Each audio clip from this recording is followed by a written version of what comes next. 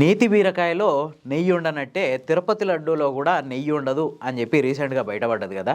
ఈ వ్యవహారాన్ని ఇంకా భక్తులు పూర్తిగా జీర్ణించుకోకముందుకే ఇంకో భాగవతం బయటపడ్డది తిరుమలలో. అది నిన్నటిదో మొన్నటిదో 2 ఏళ్ల నుంచో 3 ఏళ్ల నుంచో సాగుతున్న వ్యవహారం కాదు, దగ్గర దగ్గర 2015 నుంచి సాగుతున్న వ్యవహారం. అంటే 10 ఏళ్లలో ఇప్పటి వరకు ఎవరు దాన్ని గుర్తించలేకపోయారు. ఒక చిన్న విజిలెన్స్ ఎంక్వైరీలో ఒక అధికారికి అనుమానం వచ్చి టెస్ట్ చేయిస్తే మొత్తం వ్యవహారం అంతా బయటపడ్డది.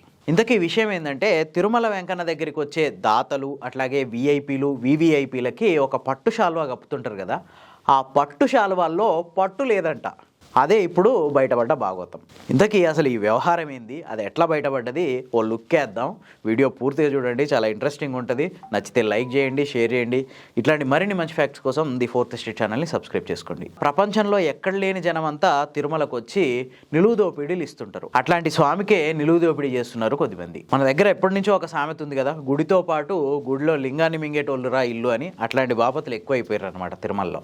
మన ఊరి చివర్లు ఉన్న లేదంటే మన ఊర్లో ఉన్న గుళ్ళో దీపం పెట్టడానికి కూడా చాలా మందికి టైం ఉంటుంది, కానీ తిరుపతికి పోయి మొత్తం నిలువు దోపిళ్ళు ఇచ్చుకొని వస్తుంటారు. ఇట్లాంటి సొమ్మంతా ఏమైపోతుంది అంటే ఇగో ఇట్లాంటి వాళ్ళ చేతులలో పడిపోతుంది.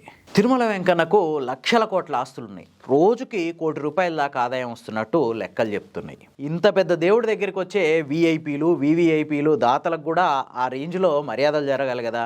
ఆ మర్యాదల కోసమే కొన్ని సంవత్సరాలుగా ఒక సంప్రదాయం వస్తుంది. అదేంటంటే, తిరుమలకు వచ్చిన ఒక వివిఐపికి కానీ విఐపికి కానీ ఒక దాతకు కానీ ఏం చేస్తారంటే ఒక పట్టు శాల్వా కప్పి చేతిలో ఓ లడ్డు పెట్టి ఆశీర్వాదం ఇచ్చి పంపిస్తారు. ఇది ఎప్పటి నుంచో వస్తున్న సంప్రదాయం. ఇగో ఆ పట్టు శాల్వాలో కూడా ఎంతో కొంత నొక్కేయాలి అని దుర్బుద్ధి కొట్టింది ఎవరికో. అనుకునేదైతాడు అమల్లో పెట్టిరు. ఎప్పుడు? 2015లో. అప్పటి నుంచి ఇప్పటిదాకా వాళ్ళ దందా నిరాటంకంగా కొనసాగుకుంటూ వస్తుంది. రీసెంట్గా ఒక చిన్న విజిలెన్స్ ఎంక్వైరీలో మొత్తం వ్యవహారం బయటపడ్డదో లేదంటే ఇన్నాళ్ళ నుంచి ఇక కొనసాగించింది చాలు బయట పెట్టేద్దాం అనుకున్నారో, మొత్తానికైతే వ్యవహారం బయటకు వచ్చింది. ఇది దగ్గర దగ్గర ₹55 కోట్ల స్కామ్ అంట. విషయం ఏంటంటే, ఈ పట్టు శాల్వాలు అసలు పట్టువే కాదు, ఇదంతా పాలిస్టర్ అంటే ఒక సింథటిక్ మెటీరియల్తో తయారు చేసిన శాలువాలు ఇవి. దగ్గర దగ్గర ఒక్కో శాలువాకి శాలువాలు పంపించే కంపెనీ ₹1500 వరకు వసూలు చేస్తుంది. కానీ అక్కడికి సరఫరా చేసే శాలువాలు మాత్రం ₹250 నుంచి ₹300 వాల్యూ ఉండే శాలువాలు మాత్రమే సరఫరా చేస్తుంది.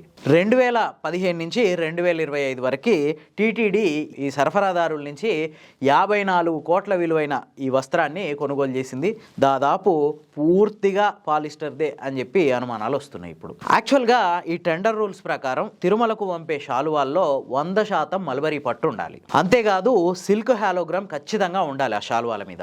వెయిట్ 180 గ్రాములకు మించి ఉండకూడదు. కానీ సరఫరాదారులు విపరీతమైన వెయిట్ ఉండే, అంటే దగ్గర దగ్గర ½ కేజీకి పైన వెయిట్ ఉండే ఈ పాలిస్టర్ శాలువాల్ని అందంగా ఒక మెరిసే ఒక మెటీరియల్తో తయారు చేసి టీటీడీకి సరఫరా చేస్తున్నారు. దీనికోసం ₹1389 ఒక్కో శాలువాకి బిల్లు వేస్తున్నారు. 2015 నుంచి మిస్టర్ విఆర్ఎస్ ఎక్స్పోర్ట్స్ అనే ఒక సంస్థ ఈ శాలువాల్ని సరఫరా చేస్తుంది. తిరుమల ఫ్యాబ్రిక్స్, నానా కాటేజెస్, విఎం రాజా పవర్ లూమ్స్ అనే యూనిట్ల ద్వారా ఈ సంస్థ ఈ శాలువాల్ని కొని టీటీడీకి సరఫరా చేస్తుంది అనమాట. 2015 నుంచి ఇప్పటి వరకు ఆ సంస్థే కంటిన్యూస్గా సరఫరా చేస్తుంది. అంటే దాదాపు దశాబ్దం కాలం నుంచి. ఈ దశాబ్దం కాలంలో 3 గవర్నమెంట్లు మారినాయి. ఫస్ట్ 2015లో టీడీపీ ఉండేది, అంటే ఈ టెండర్లు ఎప్పుడైతే పిలిచారో అప్పుడు టీడీపీ ఉండేది. ఆ తర్వాత 4 ఏళ్లకి వైసీపీ వచ్చింది, వాళ్ళ 5 ఏళ్ళు సక్సెస్ఫుల్గా ఇది నడిచింది. ఆ తర్వాత కూటమి గవర్నమెంట్ వచ్చింది, టీడీపీ బీజేపీ జనసేన. ఈ కూటమి గవర్నమెంట్లో కూడా 2 ఏళ్ల నుంచి ఇదంతా నిరాటంకంగా కొనసాగుతూ వస్తుంది.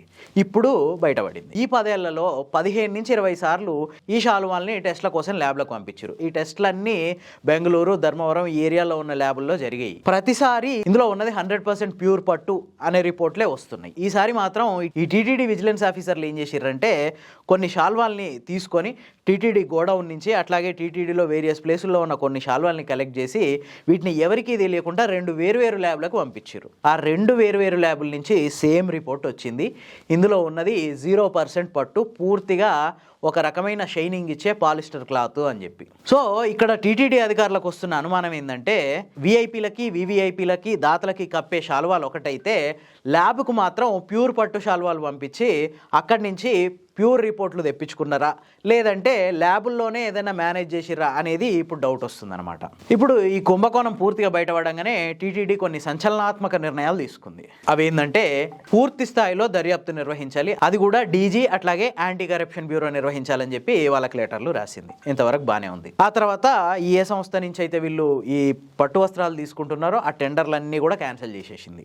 జస్ట్ ఒక 15 days వరకు కావాల్సిన శాలువాలు మాత్రమే ఇవ్వండి, అవి కూడా ప్యూర్ ఇవ్వండి ఈసారైనా అని చెప్పి ఆ సంస్థకు ఆదేశించి మిగతా టెండర్లన్నీ క్లోజ్ చేసింది. సరే ఇంతవరకు బాగానే ఉంది. మరి 10 ఏళ్ల నుంచి ఈ విషయాన్ని ఎందుకు కనిపెట్టలేకపోయారు? ఇప్పుడే ఎందుకు ఇది బయటకు వచ్చింది? పేరుకి 3 ప్రభుత్వాలైనా 2 ప్రభుత్వాలనే చెప్పుకోవచ్చు. ఎందుకంటే ఫస్ట్ చంద్రబాబు నాయుడు, తర్వాత జగన్, మళ్ళీ చంద్రబాబు నాయుడు, ఇద్దరు సీఎంల హయాంలో ఇదంతా నడిచింది. మరి ఎందుకు కనిపెట్టలేకపోయారు? ఈ అక్రమాలకు పాల్పడ్డ వాళ్ళని ఎవరు శిక్షించాలి? కల్తీ నెయ్యి సరఫరా చేసిన వాళ్ళనైనా ఇప్పటివరకు ఏమైనా శిక్షించిర్రా? అసలు ఏం చర్యలు తీసుకుంటారు వాళ్ళ మీద?